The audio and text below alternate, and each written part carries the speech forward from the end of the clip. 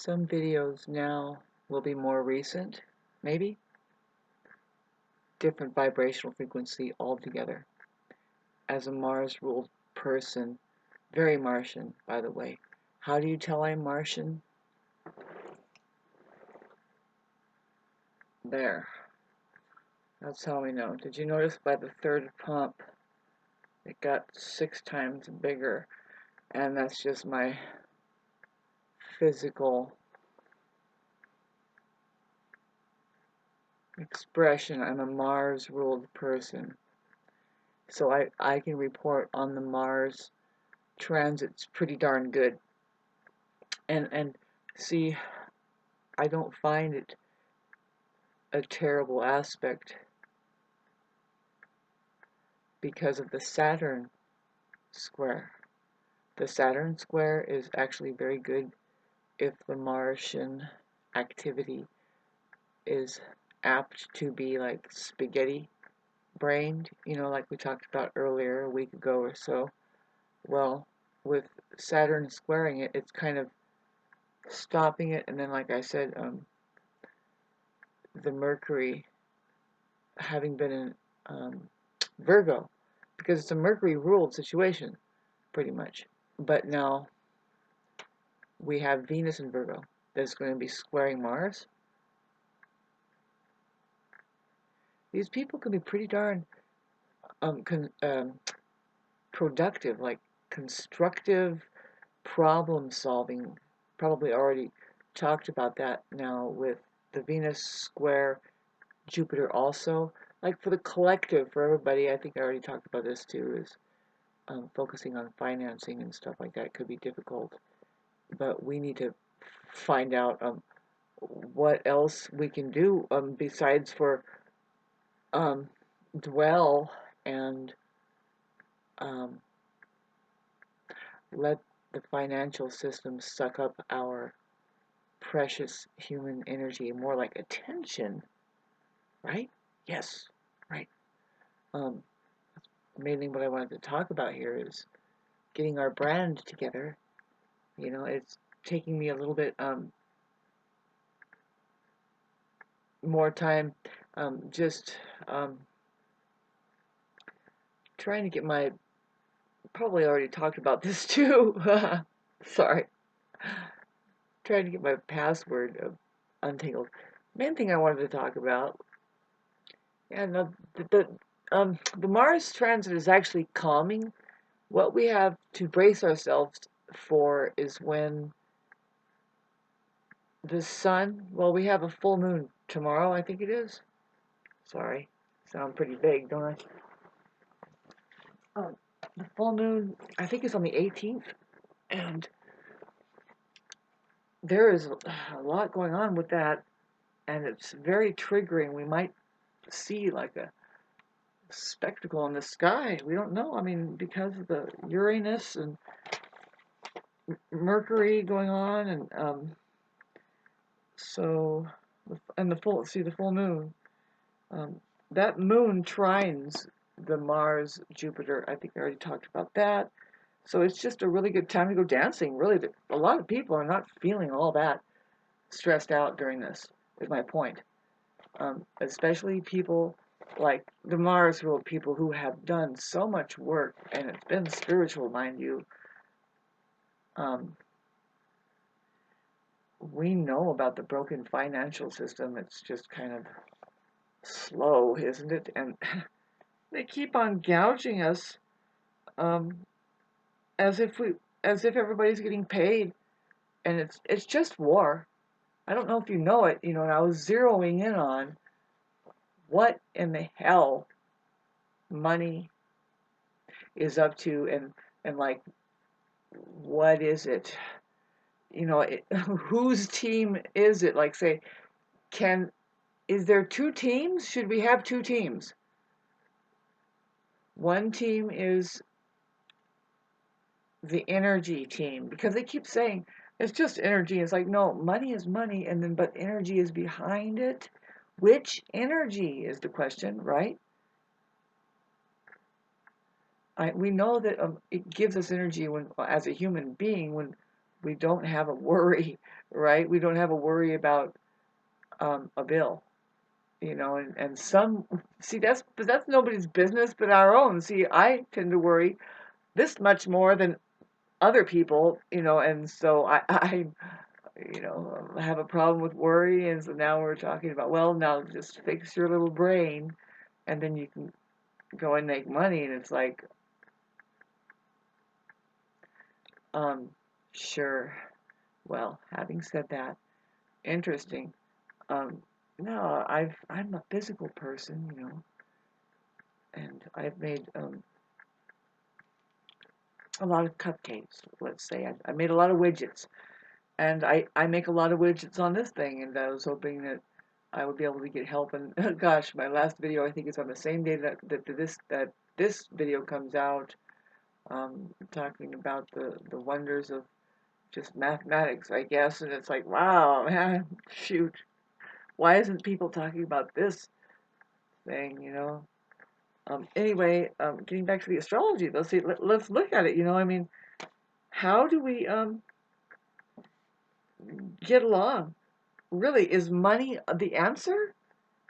You know, for me, I have very little for me. I mean, that's the thing. And it's like, oh God, I hate this conversation. But I am going to be um, trying to get PayPal and all that stuff, and let's just see how that disrupts my life. I mean, I don't see how just trying it um, will hurt, you know. So thanks for listening to all this. I wanted to make a longer video. Um, you know, I was just trying to mention how the Saturn, I guess I already talked about all of this. It feels fine, especially for my generation Libra. It's trining all of the, right in the middle of Gemini at 17 degrees or so there. That's like, give it a 10-degree orb. It's really affecting Aquarius and Libra in a good way. And then the Saturn square only means that there's less of a frizzle frazzle with the Mars occupation that is conjunct Jupiter, and a lot more like, now I just get the look of a sauna because the way that Saturn and Pisces, oceanic. Now the thing we want to check out and keep looking at, babes, because Neptune is uh, going retrograde. It gives us a lot more clarity. It's kind of strange. And it's going to go up, it's at 29 degrees, and all these planets immutable includes Venus. Venus, it's okay, so it's looking like, boy, you know, Venus and Mars are going to be square all month. And now, I've known somebody with mutable square Mars and Venus, but their Venus was in Gemini and their Mars was in Virgo. In this case, we have it switched around where Venus is in Virgo and Mars is in Gemini. But boy, you know, I think just either way, that person was very, very skilled at whatever they put their mind to, and was productive, and they were very impressive with their skill-bearing selves, I guess you would say. Pardon me while I open some more storage here. And so we have that square in the sky that, you know, the squares are just apt to get something done better than the tra-la-la that skips over things, I guess. It's kind of hard on love, especially the Venus and Mars. Very hard. Very hard. See, but it can work out. See, it can work out.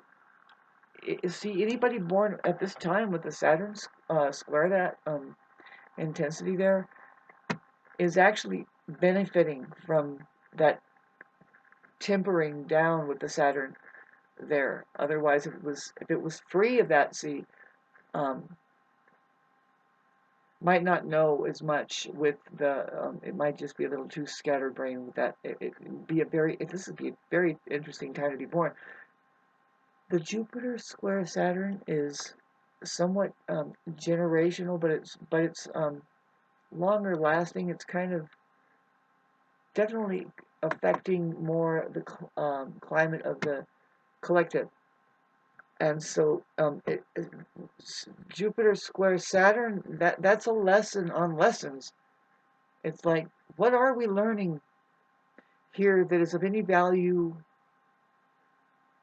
Is it coming from, is it building a good structure? Is it keeping the structure enough that keeps a value going? You know, or is it the structure? Is the structure building to in control of the monies? You see, and of course, it's the structures in control of the monies. They are pressurizing the population in a very specific way.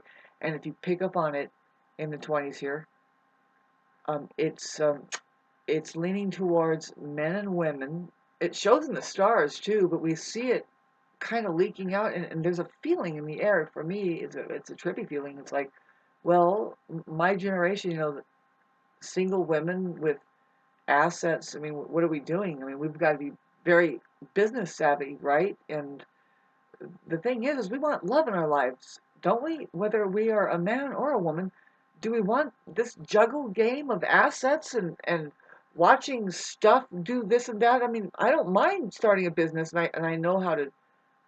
I bet you anything I can get into it. You know, I'm not. I'm not.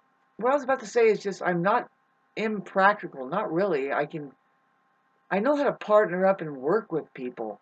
You know, I really do. That's what we're missing, I think. That's what's missing in the air. Um, I know that it's possible that whether that person or it's in the air that there's a Mars square Venus, I'm telling you, we need to look at, is there relief? And I'm saying it's Saturn that's squaring that. It's helping with just a dampening down of the harebrain that Mars can definitely be, but next to Jupiter, Mars and Gemini. See, and then, but see, you know, we're just going to watch this play, literally, this play that might roll out with the Mercury going back into Leo, which is very animated, very mentally, like, spotlightish. I don't know how to explain it, but see, I don't know very many. See, I have um, Moon in Aquarius, and any Leo planets that get near my Moon in the middle degree, because I have it at 14 or 15 actually, because it's at 55 minutes, so it might as well round up. And it's like there at the middle degree, and so a lot of people have an issue with Leo anyway sometimes because they're kind of egoic and they're the most control freak people ruled by the sun. Um, but I have this Moon oppose them, and it's okay, you know, it's fine. We can get along. We're good friends. After a while, see, the Aquarius Moon needs their space anyway. All Aquariuses need their space after a while, but um, no, I know. I hear what people are saying about that Leo thing. It's kind of overbearing, I guess is the word. And just deal with it. You know, it's like deal with it. The cat is going through the yard or whatever, and just handle, just deal with it. You know, and and I get it. Boy, there's a lot of sirens going off today for whatever reason. It just sounded like a fleet came up the hill and it was so loud, and it passed through the entire town until it just disappeared. And it's like, well, what just happened? I guess we're not supposed to like care about each other.